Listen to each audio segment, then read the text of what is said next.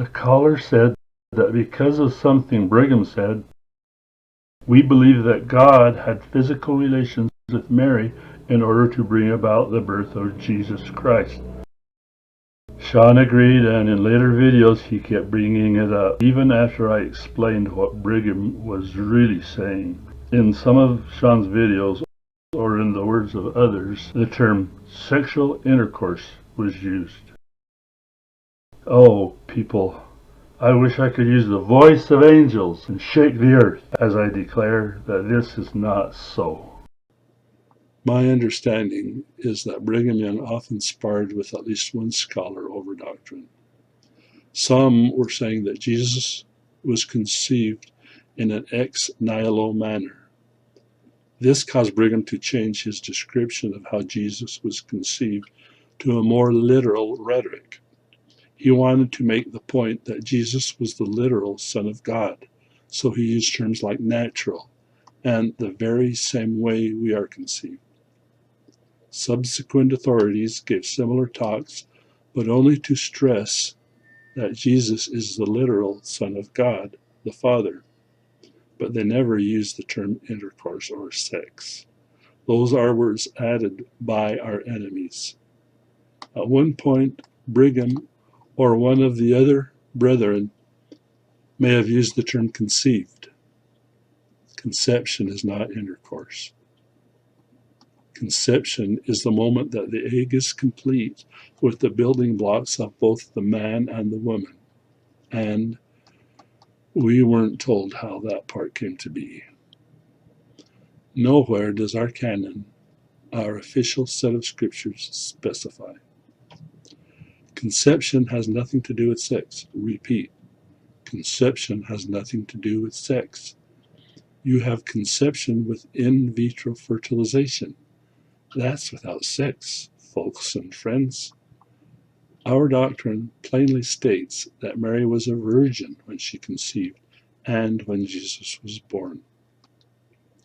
To believe that God had to have physical sex to carry this off is to grossly underestimate his boundless power. As you may be able to see, this is one issue that really gets me bent out of shape. Seriously, I have very little patience with people that doggedly continue to spout that heresy. I hope that you will never, ever, ever tell people that crap about God the Father and Mary. There's no excuse now that you've seen this video. And if you do spout that nonsense, take my advice, friend. Don't fly a kite in the rain. In countering our belief that God has a body of flesh and bones, Sean said that the Bible says, God is spirit.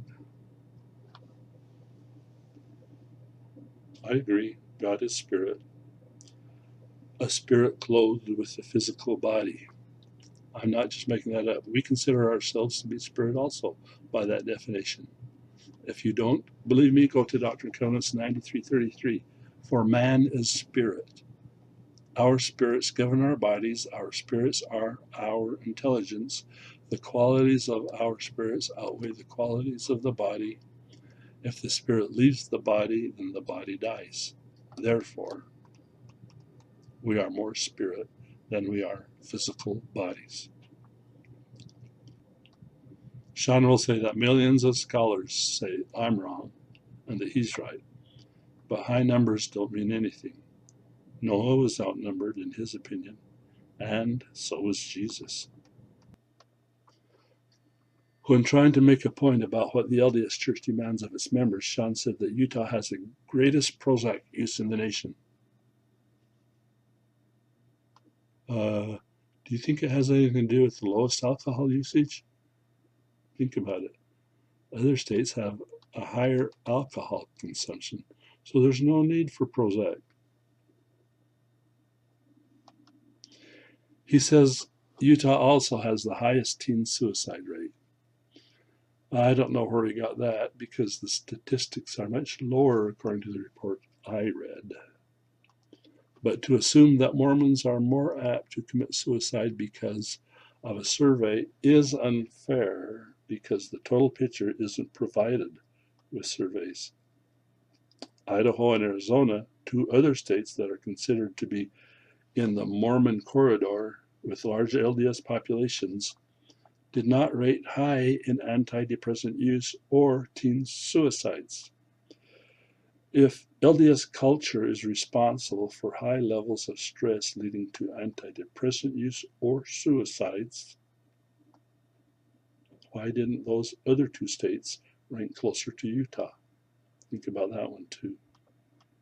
Sean said that being reborn does not require allegiance to a person or institution. I concede that point in the sense of Sean's definition, but it doesn't prove the LDS Church to be false, so I will not give him a point for yes. Thanks for listening and have a nice day.